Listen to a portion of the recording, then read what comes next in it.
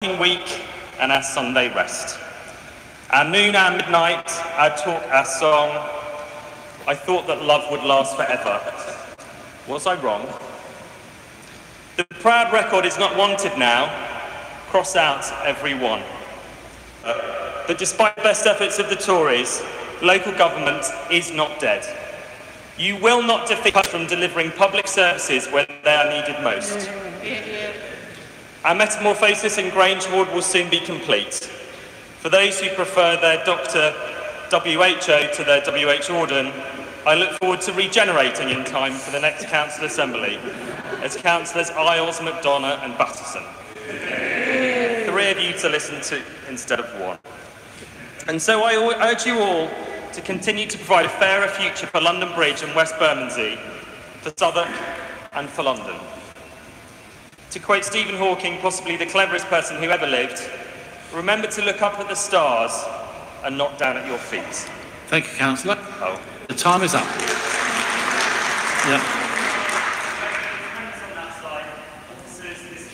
It's been an absolute privilege and a pleasure. Thank you very much. Thank you.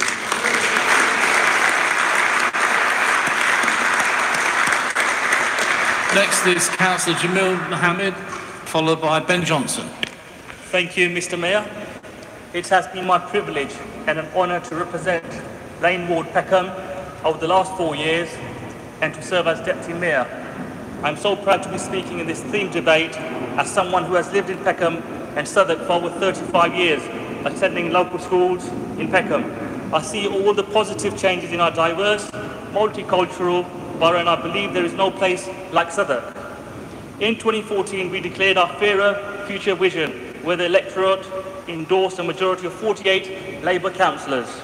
We have delivered on these promises, and I'm confident the people of Southwark will endorse us again in May 2018, this time with even a bigger majority. Southwark Labour delivers every time. In 2014, we said that we would invest in our libraries and keep them open, and we delivered. Maintain clean streets, encourage people to keep Southwark clean, and we delivered. Increase recycling rates, and we delivered. Increase CCTV footage, and we delivered.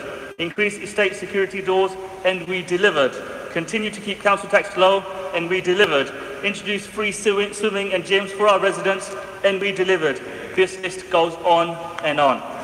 Now, the Fairer Future promises have helped to break down barriers, enabling integration and ensuring every part of Southwark's community benefits. There are still many young people in our schools, wards and communities who are yet to access the borough's wonderful sports as services. I have no doubt continual cuts from central government will be a major challenge. Reductions in funding and council grants will make it more difficult for young people to take part in sport. The challenge is on us to increase participation from our young residents. Southwark has worked hard to attract regeneration. Council could consider applying a levy for sports provision, enabling access to sports facilities at minimum or no cost. Children of Southwark are our future.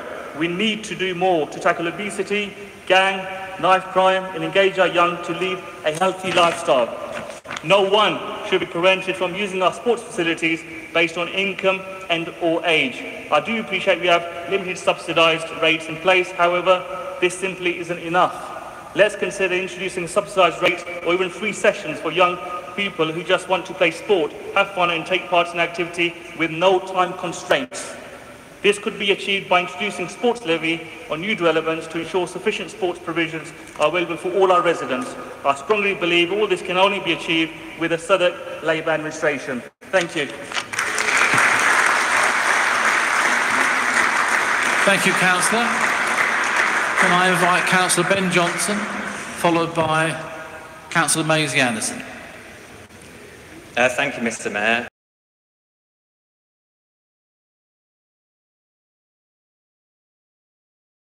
Talk about an issue that affects me more as a resident than as a councillor, although it affects all of us, and this is the Elephant and Castle regeneration. I moved to Southwark 15 years ago to Elliot's Row and then 2007 to Walworth. I've been a regular user of the Elephant and Castle shopping centre for all that time, seen it change in good ways and in bad. The change in colour from pink to blue was nice for a month or so until the weird white marks appeared. Is that the pigeons? I'm not sure what that is. The increase in Latin American businesses is very welcome. I'm a regular at La Chatica. We do a fantastic Colombian breakfast. And obviously huge changes in the surrounding area. The demolition of the Haygate estate, the demolition of the Aylesbury estate ongoing, the fire at Walworth Town Hall, the formation of the Walworth Society to protect the heritage that we're at risk of losing. The regeneration has been something of an epic tale with a wide cast of characters. Cathy Bowman back in 2002, Paul Noblet, the great Nick Stanton, and their work continued more or less by Councillor Colley, Councillor Williams, and of course Councillor John. To a degree, there is a shared vision, and that's that Elephant and Castle should be a neighbourhood that Central and South London deserve. But this vision is what is at risk now, and the blame for this risk does not lie with the Latin American businesses or with the bingo hall users. It doesn't lie with the Liberal Democrats or the local residents. The blame doesn't lie with the brave Labour councillors who opposed the shopping centre application, including my opponent in the East Walworth by-election many years ago. And if you won't listen to us and won't listen to residents, listen to your own councillors. The blame lies with a developer, a council leadership, and frankly, a chair of planning who are totally disconnected from the community they serve. It's politics at its most Orwellian to create a cabinet member for social regeneration with the greatest respect, whilst willfully ignoring the clear needs and wishes of the local community. This risks being social cleansing and not social regeneration. So I say to whoever of my distinguished colleagues is running Southwark Council after the elections, the regeneration must go ahead. But it must not be at the expense of local businesses or residents who will not be ignored any longer. The alternative is that this bold vision for Southwark, and the leader has a bold vision, whether you agree with him or not, this vision will fail. So as a soon-to-be local resident, I urge you to come to a solution that delivers genuine social regeneration for all of us who live in the area and beyond. And if and only if you can deliver that, then you'll have the support of this humble Walworth resident and the support of the community. It's been a privilege to serve, Mr. Mayor. Thank you, Councillor. Can I call upon Councillor Maisie Anderson, followed by Octavia Lamb. Thank you very much, Mr. Mayor. In this, my very final council assembly as both cabinet member and councillor for Newington Ward, the best ward in Southwark, no offence, I'd like to highlight some of the key achievements that I've been privileged enough to play a part in over the last 4 years, and that I really hope will ensure a bright future for everyone in Southwark. Regrettably, we live in a world where the more money that you have, the longer you live. Not only that, but the more money you have, the more years of your life you'll spend in good health. That is the definition of unfair. Good health is a precious asset and one that should not be able to be bought. This has been a Labour administration that has maintained a steely focus on reducing health inequality, and in particular, on working towards a world where the amount of money in your pocket no longer dictates your health. Truly a fairer future for all. Free school meals, free fruit, free swim and gym, fizz-free Feb. Our residents are free to feel the benefits of the healthy choice being the easy choice. We've not shied away from some of the most difficult and intractable public health problems, and have continued to deliver in financial headwinds that have, at times, seemed almost too strong to bear. But our residents deserve the best, and that's what we've continued to fight for and to make happen. We've taken some really innovative new approaches to tackling childhood obesity. Sexual health testing is now available online, and we've truly embedded health in all that we do as a council, from planning to housing, education and transport. And in our new work on social regeneration, Johnson and I have taken some innovative approaches to looking at the ways in which the places where we're born, live and work shape our lives.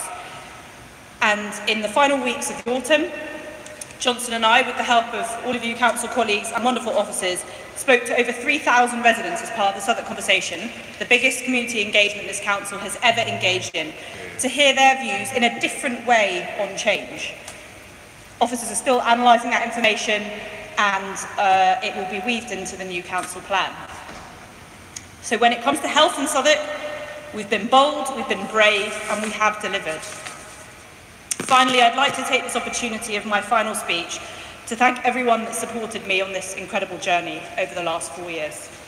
My two amazing ward colleagues, sadly, neither here tonight, Eleanor and James, I genuinely couldn't have been part of a better team, and I'll miss them both hugely. To the residents of my brilliant ward, in particular to those community leaders who never failed to amaze me in their dedication. Jeremy, in the audience there in particular, I have to mention you and the work that you do. To all the officers that I've been absolutely privileged to work with, and of course to all of you, my council colleagues. Finally, no man or woman is an island. I couldn't have been a councillor. Oh, I'm going to cry. I couldn't have been a councillor without the support of my family, in particular my husband and my mum. Thank you. It's been a privilege and a pleasure. Thank you.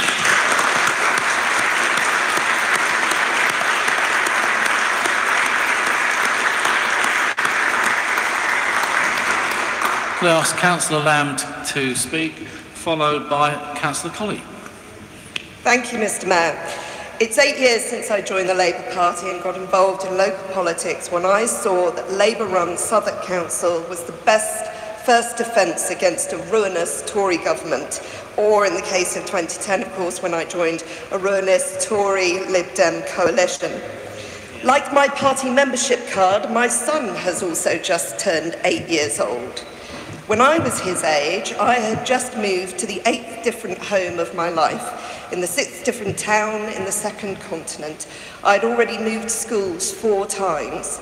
I then went on to change schools a further 5 times as I moved house 6 more times across 4 different towns and back to England from Australia before I was finally freed from my parents' relentlessly itinerant lifestyle and I came to live in London, where I've been ever since. Conversely, my son has lived his whole 8 years in the flat he was born in, halfway between East Dulwich and Peckham Rise stations. And he's now in year 3 at the same school he's been at since reception. That may not sound extraordinary and special, but to me, with my unsettled childhood, it is extraordinary and special. A home in Southwark, a school in Southwark, friends since birth, familiar streets, home. I've lived here for 12 years, which is by far the longest I've ever lived anywhere. So the opportunity to serve as a councillor in the ward, which I truly consider home, and where I've felt a real sense of belonging, has also been nothing short of extraordinary and a great honour. But for me, as for many people in Southwark, the ability to call it home is under threat because of the iniquities inflicted on actual people and actual communities by this Tory government. A housing shortage and house prices that mean my family, can only cling on hopefully to our rented flat and a benevolent landlord. A looming Brexit that makes us all, but particularly my German partner, feel increasingly unwelcome and unsure. I'm very aware of the many privileges I enjoy that mean I could up sticks, if I had to, make a home somewhere else. And I am aware that there are very many that do not have these opportunities. But what is a city for? What is Southwark without people who call it home? People from all walks of life, those born and bred here and those newly arrived. And so, as just a Southwark resident post-May, I look to you all to continue to protect us and our communities from the worst excesses of this government. Continue working to create places and spaces for everyone to thrive. Be welcoming, be kind, be inclusive, build homes, make people feel valued, and make them feel like they belong. Because that is extraordinary, and that is the strength and the future of Southwark. Thank you.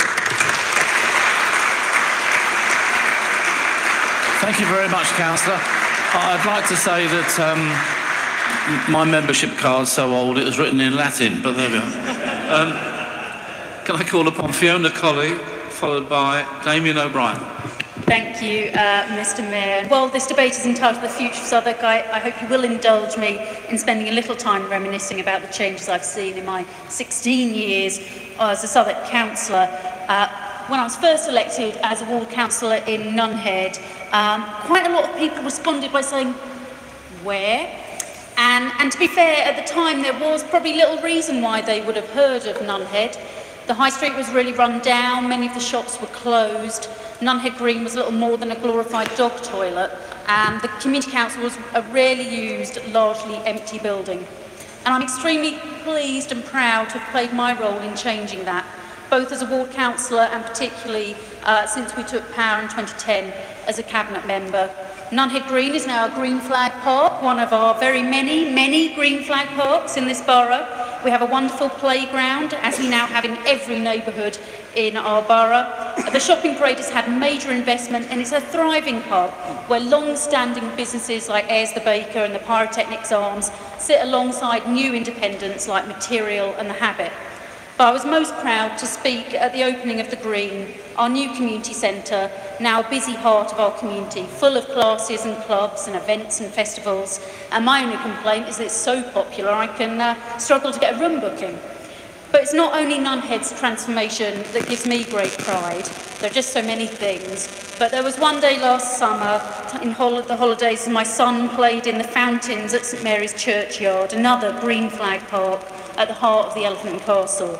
We'd just been to the castle, enjoying the free swim and gym, and it was our second or third trip that summer because he loved it so much. And it occurred to me that that just wouldn't have happened a decade or even 5 years ago. The park was run down, there wasn't a swimming pool, certainly not one with disco lights, as Tommy likes to put it, and not one that residents could use for free. And it's truly amazing that this and so much more has been delivered in the toughest financial times for local government. Southwark is a place and as an organisation has radically transformed for the better, and I'm so proud of what we've achieved. Of course, the job is never done and there's so much more for all of you to do. And as I hand over in Nunhead, I hope that my successors, as I look at them, Sandra and Sunil carrying on, Gavin stepping in Nunhead and Queen's Road, will focus on public health and particularly health inequalities. The area of the ward around Queen's Road is the most deprived part of the borough, and Nunhead ward as a whole has the lowest female life expectancy in London. It's improved a little, but it's still the case that a girl born in Nunhead today can expect to live for 7.5 years less than a girl born in Village Ward, and that is simply absolutely unacceptable. I do want to dispense a few words of wisdom as well for continuing and new councillors. Firstly, I'm a massive advocate for optimism and positivity. Whilst it's important to challenge, the best criticism is done constructively and in a genuinely friendly way. And that's vital to my second word of advice. You won't get anything done on your own. We've got a wonderful team of councillors, officers, partners and residents, and we achieve the most when we work openly, transparently and collaboratively. And whilst we have an election this year, the future of Southwark is not, in fact, a debating contest. My third and final word is to be persistent. Things don't change overnight. You'll get loads of knockbacks, but keep at it. If someone says no, ask them why not, what's the problem, and can you help to find a solution? So that's my lot for now. I hope to sneak in another little word later on, but I'm proud to have served on Southwark Council, and I have every confidence that under Labour, Southwark and Southwark Council will continue to go from strength to strength and to deliver that fairer future for all. Thank you, Councillor Colley. Next up is Damien O'Brien, followed by David Hubber. Mr. Mayor, I hope you don't know something that I don't.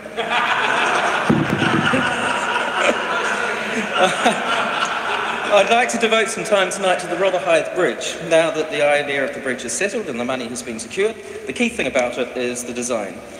Quite rightly, residents want something that is both attractive and practical. Many members will have seen the CGI clip of a proposed design from local Southwark architects Reform, who are based just down on Union Street. The design looks beautiful, but it is also environmentally friendly, and the estimated cost is much less than other types of bridge. A company called Arcadis was commissioned by TfL to conduct a study into what types of bridge should be considered, and they appeared to favour a swing bridge or a lift bridge, as opposed to the reformed design, which is called a bestial bridge, like Tower Bridges.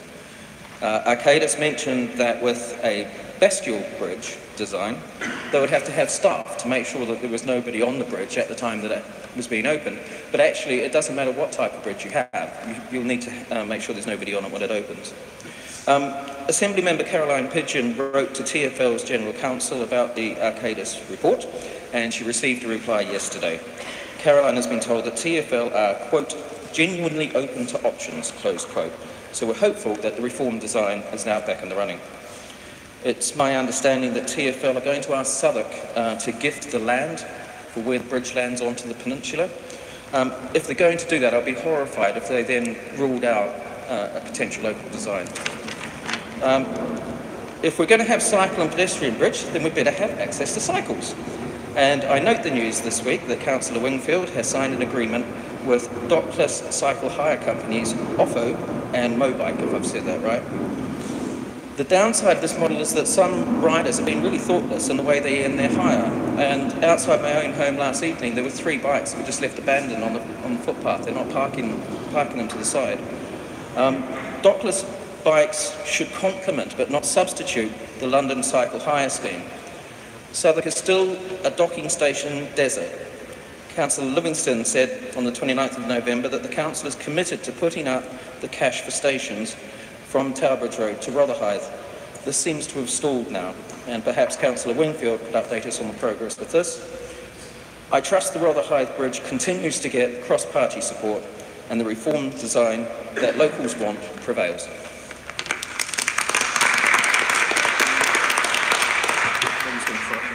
Thank you very much, Councillor. I can invite Mark Williams, followed by Yasmin Ali. Oh, beg your pardon, David Humber first. David, how can I leave you out? Thank you very much. Easily, Mr. Mayor. Yes, well, I suppose it's a time for reminiscence. I won't do that too much. I found an election leaflet the other day from when I first stood in 1962, long before most people here were born. So I think that after that time, after all that time, I deserve a bit of a break. But like Councillor Colley and other members, I shall miss this establishment. Maybe not miss all the meetings, but there we are. You have to take the rough with the smooth. But I have enjoyed being a member. I shall always have that in my mind, and I shall still continue to take an interest in what's going on here. To such an extent that I'm still canvassing, although I'm not going to be a candidate. And I just wanted to mention one of the things that has come up during the course of the election, pre-election campaign so far. I've, like Councillor Whittam and other members, been a regular attender at our local Safer Neighbourhood ward panel, and we've always been assured that Surrey Docks was the second safest ward in the borough. Well, that may be so, but nevertheless, it doesn't mean that we are actually crime-free, and there are a number of crimes. I suppose it could be regarded as relatively minor, but nevertheless are a great nuisance and irritant to local residents.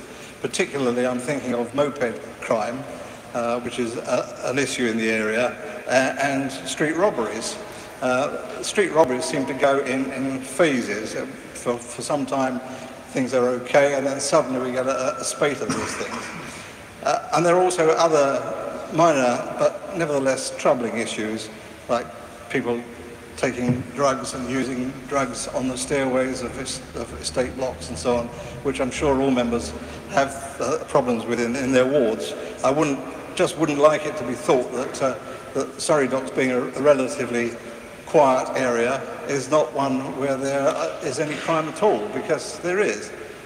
I think it's disturbing, and I asked the leader a question about the merger of the boroughs of Southwark and Lambeth under a new police system. It's important, I think, that not only do our local officers maintain close contact with the community, but also the senior officers. Borough has gone through more borough commanders than I can remember in the time I've been a member, and unfortunately the turnover doesn't seem to have slowed down at all. How they get time to get to know one borough, let alone two, is a bit of a mystery to me. So I hope that we will continue to push for additional resources as and when we possibly can to try and eliminate some of the major and minor crimes which do trouble members of the public in this borough. I'd like to thank colleagues from both sides, Mr. Mayor, for the way that I've always been treated. I like to think of myself as a consensus politician, if you like, and I'm always happy to work with whoever I think will help to achieve the objects which we're all after. Thank you, Mr. Mayor.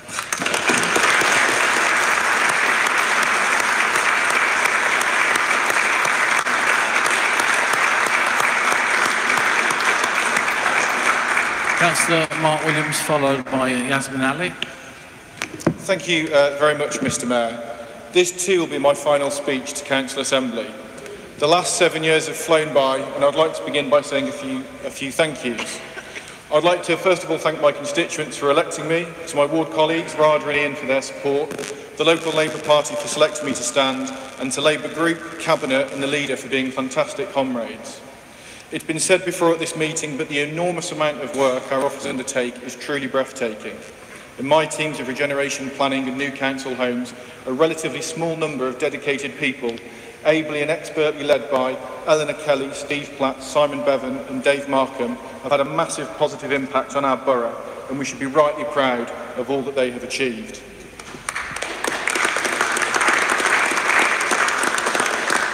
This is not easy work, but it makes a real difference, and I thank them from the bottom of my heart. It has been an absolute pleasure working with all of you.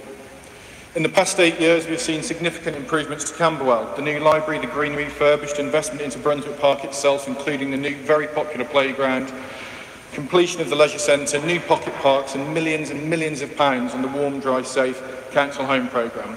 One of the main reasons I stood for council 7 years ago was because of the condition of social housing in my neighbourhood. The condition of the Southampton Way estate in particular was absolutely appalling, and the residents had been let down by the previous council, despite the hard campaigning by residents and the councillors. Those estates have now been transformed. There is more to do, especially on kitchens and bathrooms, but we should be rightly proud of our record. In my cabinet role, we have seen huge improvements across the borough, and I would like to thank Councillor Colley for her work on starting many of the projects that I've got to open. And I wish my successor all the best in opening the schemes that I've started. To name a few that this administration has delivered: the new Castle Leisure Centre, St Mary's Churchyard Park, new council homes on Blackfriars Road, Willow Walk, Long Lane and Sumner Road, Cycle Superhighway 1 on Blackfriars Road, the Peckham Levels, a new park at the Elephant, and most importantly to me, keeping our promises to the residents of the Aylesbury estate that we will deliver 50% affordable housing with the right to return for all council tenants. But we have more on the way, and I'd like to particularly highlight Mount View Academy of Theatre Arts, which will be opening later this year, and who will set up a community outreach academy that will reach 1,000 Southwark residents each year. Now, as we know, Mr Mayor, the generation and investment into our borough has been criticised by some. To them I would say, how dare you? How dare you accept that our residents will be forced to have substandard public services, parks, schools, homes, leisure centres and libraries? The investment we have made into all of these has only been possible because of the regeneration and investment coming into our borough. And unless we collectively steer that regeneration to help our residents, then they will miss out on new opportunities for themselves and their families, and we'll be condemning them to face a bleak future due to the cuts imposed on us by the Conservatives and Liberal Democrats. Finally, Mr Mayor, I would like to say, as many of you know from my accent, I grew up in the West Midlands, and my hometown is receiving a tiny fraction of the investment that Southwark is. And if we do not here make the most of our geographic advantage, then we will be failing our residents. By working together and listening to people's concerns, I know that this council and this Labour administration will continue delivering a fairer future for all, and that all of the re-elected and newly elected councillors, united to serve, will make our residents succeed in life. Thank you, Mr Mayor. Thank you, Councillor. I'll call upon Councillor Yasmin Ali, followed lastly by Samantha, the last speaker, because the time's running out. Mr Mayor, amongst the many challenges facing local government, and there are many, we have maintained a sense of purpose and commitment to doing the best we can for our children and families. Free school meals, free swim and gym, school bursaries, positive policies, improving lives right across this borough. And we know something. We know that if you are from a disadvantaged background, then after love and a roof over your head, the one thing that can improve social mobility and life chances more than anything else is education. As Chair of Education's Children's Services Scrutiny, I've been impressed by the educational outcomes of pupils in this borough, with 70 to 80% of pupils getting good GCSE equivalents. We have carried out research to make sure that everything that can be done is being done to improve education attainment for the outstanding 30%, and we are pleased with these results. I want to talk about primary schools in the Lane Ward. We have worked with parents and teachers on the new Belham School. We have built a special needs school, Cherry Gardens, and we have extended Belham School with a new building that is fantastic. These primary schools are the heart of our communities, with joint initiatives like the Intergenerational Project that brings school and children and older people together, for regular sing-alongs at the Elm Day Centre, to the Air Quality Project, which started with a tiny bit of neighbourhood funding, which involves pupils measuring the impact of plants on positive air, on air quality. And this inter-school project has transcended the Lane Ward and is spread over to Camberwell. All of this has been achieved against the odds in a climate where children's services face £2 billion Tory funding cuts in prevention. And let me just say how absolutely appalled I am. I can barely speak, and I'm sorry to change the tone of tonight, but I'm so angry about this, that while we were doing everything to make life better for the poorest children, to give them a fighting chance of a better life, the Tories in Parliament of today voted to scrap free school meals for around 1 million of the poorest children in the country. How could they? What sort of government abuses the trust of the British people in such a dishonourable and cruel way? And what more evidence do we want for Southwark and the whole of Britain urgently need now is a Labour government? And finally, what about children in our care? My scrutiny committee and Ofsted know that despite central government cruelty in Southwark, educational attainment for children in care is good. We have vital developments on the council and have innovative funding, working with people like Catch-22 by putting children in care at the heart of the way we design, commission and deliver our services. We are in a better position to make sure that the council will be able to support children who need care as if they were our own birth children. And that is why we will make sure that every care leaver has an educational place or a guaranteed apprenticeship, despite everything. Thank you, Councillor. And now finally in this debate, Samantha Drury-Dada. So, my name is Samantha Drury-Dada, and this is also my last Council Assembly meeting. I've proudly represented Faraday since January 2016, and in my opinion, it is a ward that captures Southwark at its best, but it also represents some of the huge challenges that we have in the borough. My ward is probably one of the most multicultural areas in Southwark, I'd say. I mean, you only have to walk down Walworth Road or go down East Street to see what a real melting pot my ward is. And I'm half Nigerian, and I don't think I've ever lived anywhere where I can literally walk to the end of my street and find hair products that can kind of tame my mane, and then also try and buy the ingredients to try and imitate my grandma's cooking. And there's so much choice. And these shops that exist, in our area, exist for local people, and they exist at prices that they can afford. And that is really important, especially in the context of the regeneration that's going on in the borough, that people can still afford to live here, not just through council rents, but through the shops that are around them. And this debate is also about the challenges that we face as a borough. I live in my ward just off Walworth Road, and since moving into that property 2 years ago, actually just under 2 years ago, I've had not one, not two, not three, but 5 people stabbed outside of my front door. And in one of the cases, it was actually just in front of me, because in broad daylight. And I might be the kind of unlucky person, and maybe there's something wrong with me, and I'm attracting kind of this violence around me. But I'm horrified as a private resident at the rise of youth violence in our borough, because nobody should be coming home to a pool of blood and a police cordon and flashing lights, which is actually something that's happened to me like so many times. And as a politician, I'm frustrated that the systems are letting people down in this area. And this is not the fault of anyone in this room, and this lies at the door of the Tory government, who have ripped away funding from the police and have absolutely obliterated council funding. And despite this, the provision that we do have in Southwark is brilliant. And the professionals that we have working here are really, really good. But something has to give. And unfortunately, children and young people in Southwark are paying the price. I'm also a school governor, and alongside knife crime, one of the biggest challenges the school faces is the conditions that their pupils are living in. Having been a councillor representing the Aylesbury for the past 2.5 years, I've had enough conversations and pieces of casework to say that action in the Aylesbury is not only wanted by residents, but absolutely necessary. And to those in the room that oppose the housing proposals for Faraday, I challenge any of you to spend 1 week in my residents' stews with a heating system that is not fit for purpose. Speak to the mother who can't give her children a wash. Speak to the elderly residents who are having to rely on electric heaters. To the shift worker who wakes up in the morning to no hot water.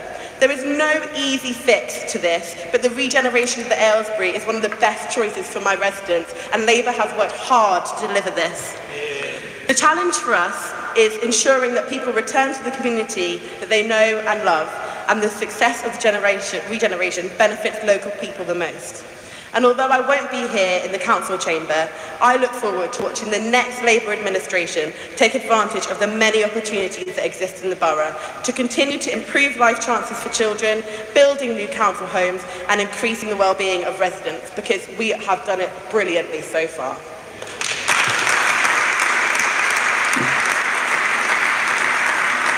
Thank you very much, Councillor. Can I apologise to those members who wanted to speak, but we have run out of time, unfortunately. Now, we reached the end of this session, so I will ask Councillor John to respond to the debate. And Peter John, you have 3 minutes. Thank you very much, Mr. Mayor. And I was very moved by the speeches that so many members across the chamber gave, and speaking about their experiences as councillors. And I hope people have taken on board the advice that was also offered, particularly by Councillor Colley. I think both Councillor Johnson and Councillor Jury-Dudder made important points about what regeneration is about, why we've tried to put social regeneration at the heart of what we're doing in the borough. It is about making sure that this is not just creating homes for people who are new to our borough, but actually creating communities for those who already live here. And, you know, we heard loud and clear the concerns that people raised about the Elephant and Castle Shopping Centre, Councillor Johnson, and I'm confident that we will get that to a place where we want it to be across this chamber in terms of the housing offer, the business offer, and the support for people who live in our borough still going forward. And I did put you down as a tentative L in terms of canvassing data. I just want to say, Councillor Jury-Dudder, that's Labour, Councillor Jury-Dudder, also, I just want to say thank you to you for the work that you've done on knife crime amongst young people within the Labour group. It's helped to prioritise it as an issue, and I think it's helped to prioritise it as an issue amongst the Borough Police Command. And, you know, I'm not pleased to say, but it's gratifying to note that we're coming down that table of knife crime where we were sitting at the top for a period, and that was very worrying. And the fact that we've all focused on it and made it a priority for the police has been very important. I didn't want to do yardboo stuff. I do have to respond to a couple of points that Councillor Al-Samrai, and she'd be disappointed if I didn't. She talked about the way we do democracy and praised, obviously, the deputations. I just reminded colleagues, and I remind the Chamber, under the Lib Dems and Tories, there were no deputations. They were banned. We weren't allowed to hear from the public. So it's just worth remembering that as a fact. And then also talking about the great things that were started under the Lib Dems. And there were some good things, you know, in terms of Canterbury Water Library, very good. But there wasn't investment into Campbell, I remember that very clearly as well. And I also think it's important to note that we've had to deal with the financial situation in order to keep those services running, which the Lib Dems and Tories never faced between 2002 and 2010. And I think the fact that we have kept this show on the road, as it were, providing the services that our residents need with 43% less in our budgets is hugely important. You can build something, but unless you've got the money to run it and manage it, then it's worthless. And that's what we've carried on doing. So I want to pay tribute to my colleagues. I didn't hear much of a vision for the future from the other side, so I assume they're signing up for the Labour vision. And you know, the more that join us, the merrier and happier it will be in our borough as we go forward in the spirit of unity for the many and the few. And proud of our record, ensuring we have a fairer future for all, Mr. Mayor. Well done, Councillor. On that note, I shall move to the vote on Amendment A.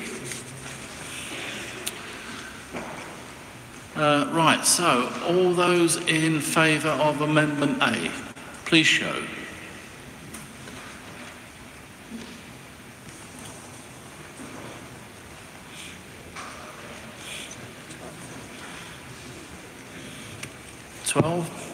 All those in favour?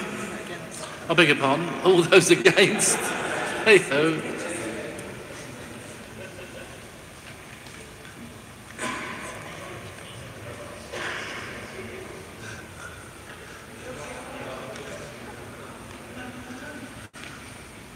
What's this?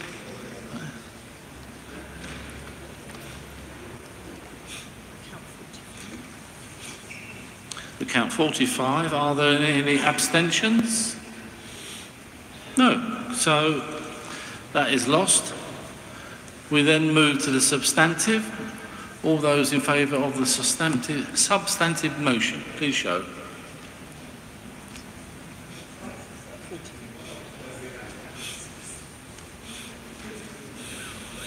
A 45 again. 43. That's 43 in favour of the substantive. Those against? That makes it 14. The substantive is now carried. Thank you very much. Does anyone want a comfort break? Go on. I'll have to hold on now, won't I? No, I'm all right for the minute. Right, so, do we ring the bell yet? No?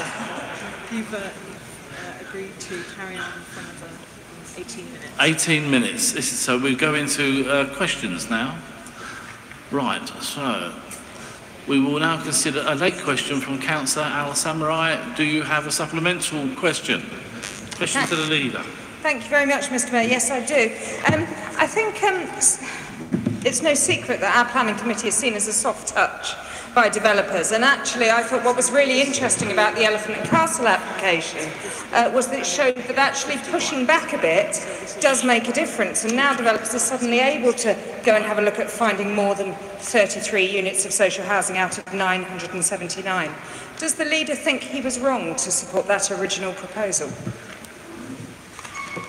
I want to thank the Councillor Al-Samurai. I don't think I was wrong, because the housing that was offered included a range of housing, including London Living Wage. I would have thought that, given the information we had, it was a pretty good offer. You're right. The developer's gone away and are going to look at things, but I think it won't necessarily mean that there's more money in the scheme. It will just be that the housing that is the affordable housing offer is constructed in a different way. There'll be more social rented units as opposed to London Living Rent units probably offered when the scheme does come forward again. So no, but I think what we've done is we've listened to the views of planning committee, local councillors, and I'm fully supportive of the stance that they took and the points that they made, the concerns that they raised, because actually I think there was some improvements that could be made. Thank you for that. We now consider, do you have a second supplemental question? I think just to clarify, so you think that 33 social housing units out of 979 in the heart of the borough was a good deal for local residents? I don't think my opinion really matters now, but no. On this particular scheme, there was an offer of 35% affordable housing, and we tried to seek policy compliance within that 35%. This didn't it didn't hit policy compliance. As I say, you could well still see a 35% offer, which will see an increased level of social rented units being delivered. I hope they'll be delivered as council housing. But you will not see London Living Rent units. And there is a case, don't forget, and this is the case that I made, there is a case for London Living Rent as a product to be offered in our borough. And obviously in a perfect world we have that as well. We wait yet to see what Delancey come back with on this one and what grant support that they can get to invest into the project. I heard the Chancellor say yesterday that he was putting another 1.7 billion into housing in London, which is much needed, including some for social housing. And we know in our borough that would help an awful lot of schemes get to an awful lot more policy compliance, and that's what we really do need to see. So I hope a lot more money flows into Southwark in terms of grant. I do remind myself again, thinking back to what happened in 2010. In 2010, the coalition government came in and immediately took £6 billion out of the affordable housing grant. That fundamentally changed how we could approach affordable housing, not only in this borough but across the country. It meant that the level of grant going to each unit was reduced from £120,000 per unit down to £20,000. It makes it very difficult, and as I've said before, when you're looking at a large complex application, we look at large complex applications in this borough, and we expect them to deliver policy compliant affordable housing, we expect them to deliver other social benefits, public realm, major infrastructure contributions to transport, etc. And there's only so much money within there. And I think that it is wrong that all of that burden falls upon a negotiation between the borough and the developer. There should far more be support coming from government in terms of grant in order to make these projects happen. Because then we won't have the kind of problems that we've seen. We'll see more housing being delivered, actually, if that grant starts flooding through. And that's what we all want to see. Rather than dissecting a decision that was taken January or February, my view, rather than unimportant in so many ways, I think we need to make the case, and I think we stand united in wanting to make the case for government for more grant to come in, because that will make a genuine difference in what we all want to see, which is far more genuinely affordable housing in our borough and the mixed communities that so many have so eloquently spoken about this evening. Thank you, Councillor. We move on to members' questions. We only have less than 15 minutes, so I'll call upon. What I would say is, please make sure, if you do a supplemental, make sure it's a genuine question rather than a speech. Thank you. Councillor Nick Dolezal, please. You have a supplemental? Thank you, Your Honour. Members of the jury, the Lib Dems have claimed we should forget the past and concentrate on the future. There are good reasons for this. Their past is peppered with failure. They have claimed that discussing Labour's successes of, I am asking the question, I'm framing it, is that they have claimed that it is distorted political propaganda. I put it to you, Councillor John, leader of this council, is this true? Are you guilty of peddling distorted political propaganda? Are you simply stating how Labour is delivering services that people need, want and deserve?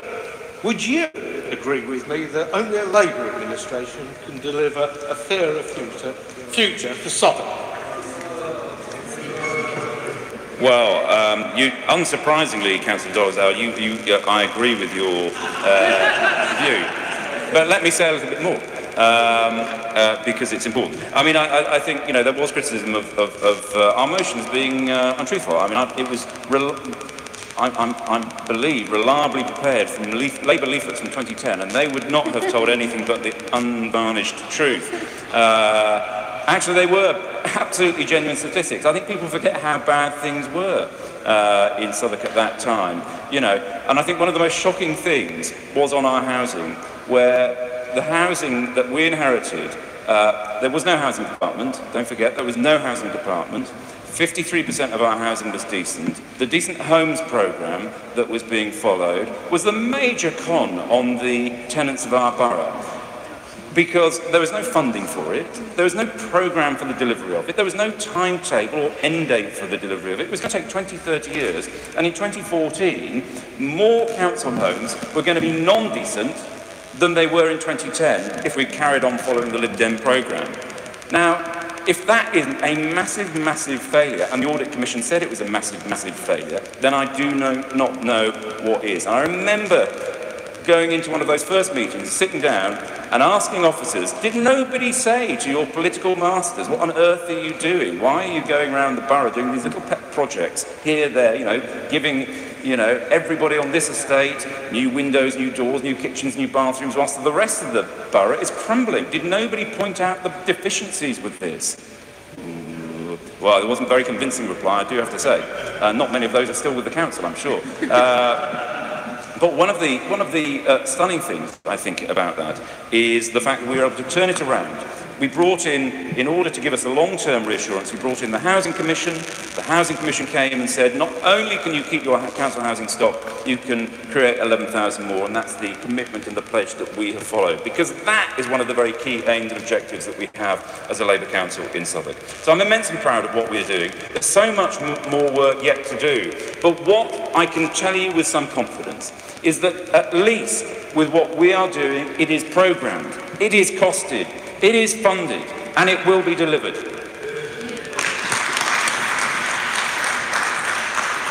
Councillor Al-Samurai, do you have a supplemental to ask the leader?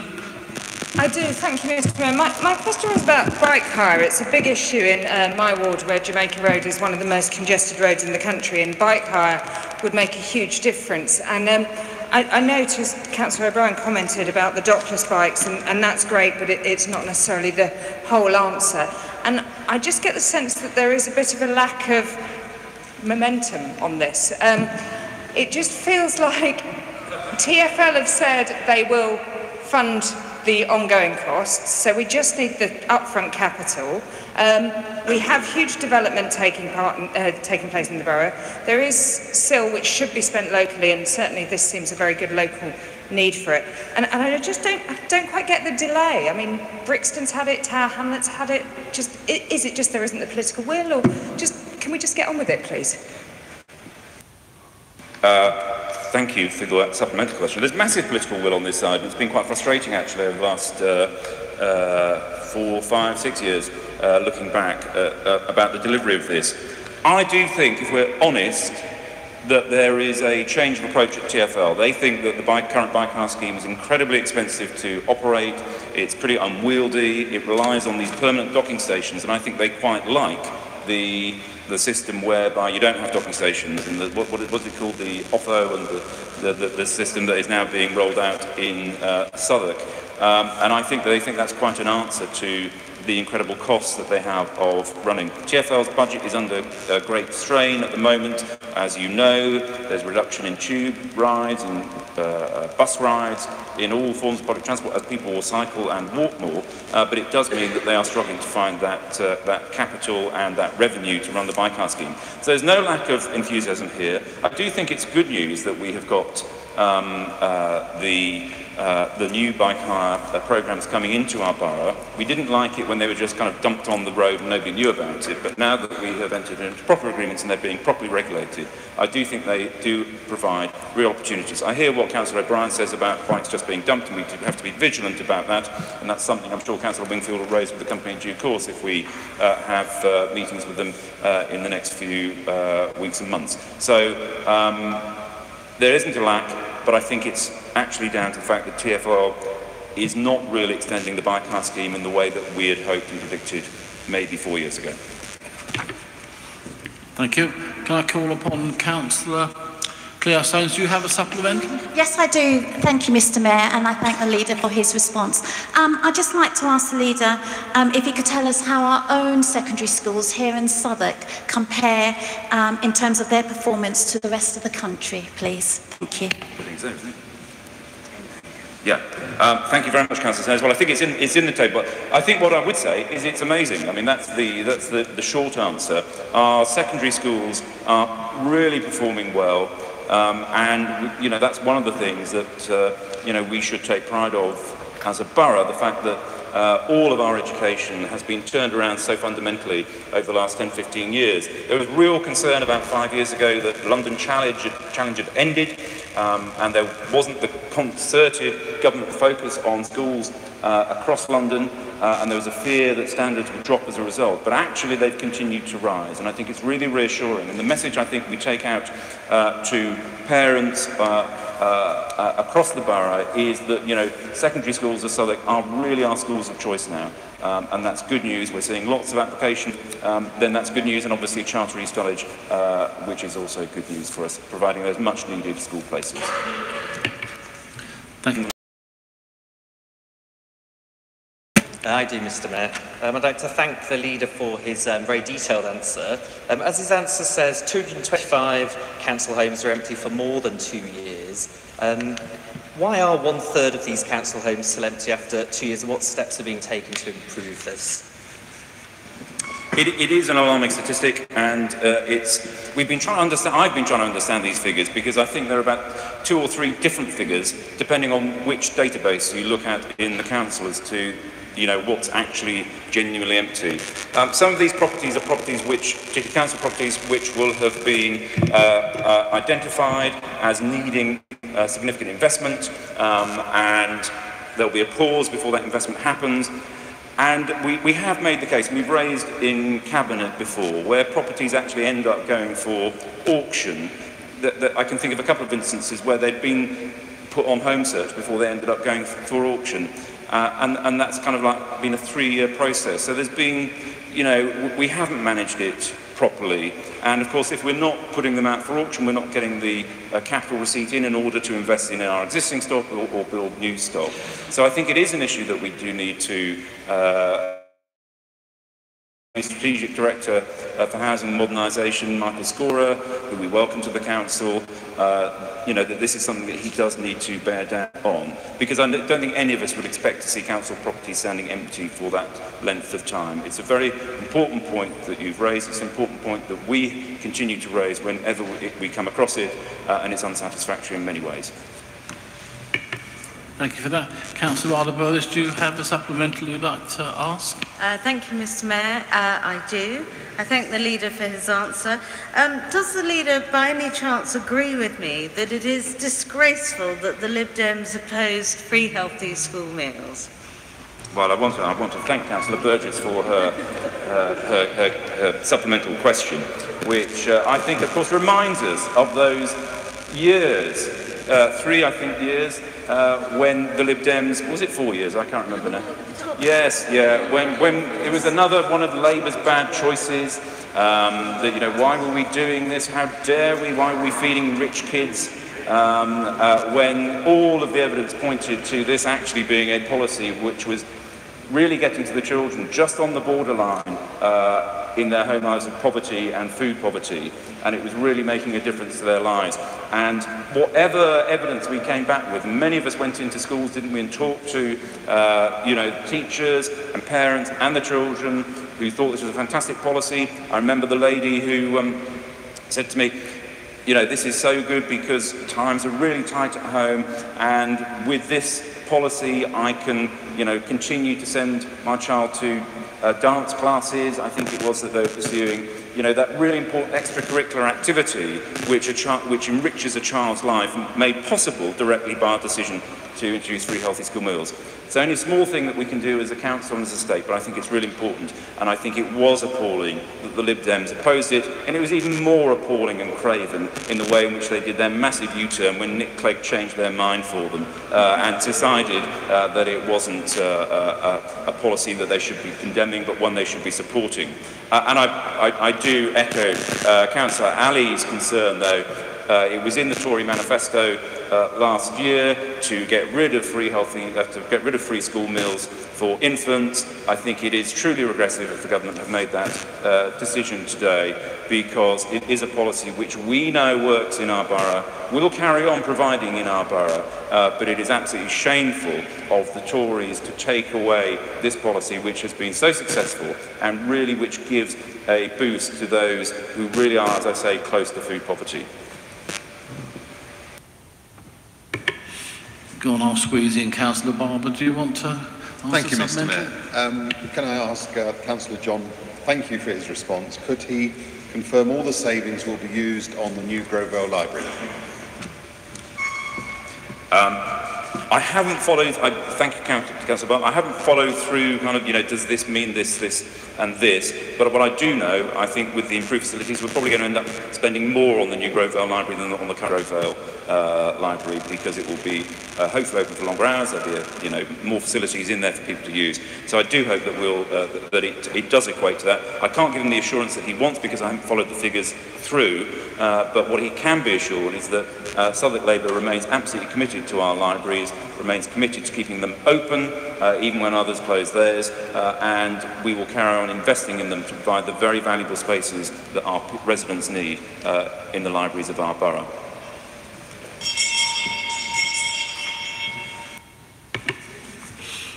Thank you for that. The guillotine is now fallen. The remaining motions are therefore deemed to have been formally moved and seconded. We shall now move to the vote on the motions and amendments. So we vote on Amendment B, that's motion 1. Those in favour of Amendment B, please show.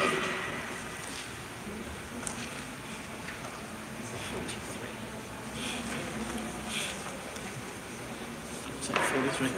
43. Those against, please show.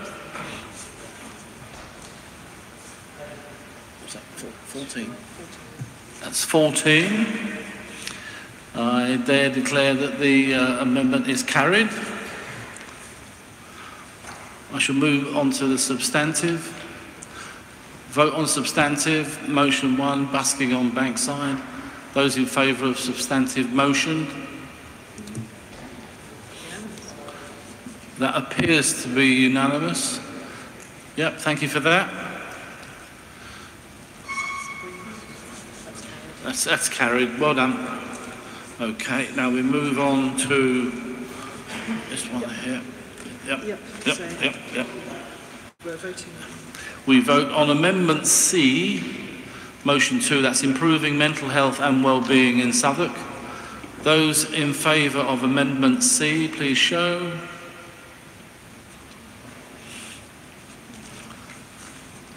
That's 12. Those against? 43. Any abstentions? 2 abstentions. That is lost. Thank you. I shall now move to the vote on the substantive. Motion 2, sorry.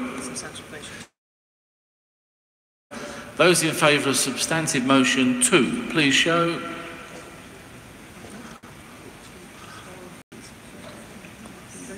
Is that, I'm voting on it, yeah. There we go. That looks to be unanimous, thank you very much. No? Yes? Nobody against? Was there? Oh, there is one against. Sorry, I beg your pardon. Oh, no. I saw a hand. Was that a slow hand down or? Slow hand down, fair enough. So that's carried. Right, so do I read?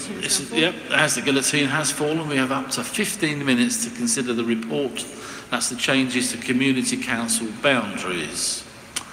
The recommendations are formally moved and there is one amendment to the report as set out in supplemental agenda number 1. Do any members wish to speak on this item? Barry Hargrove and James Barber, Adele Morris will scribble you down.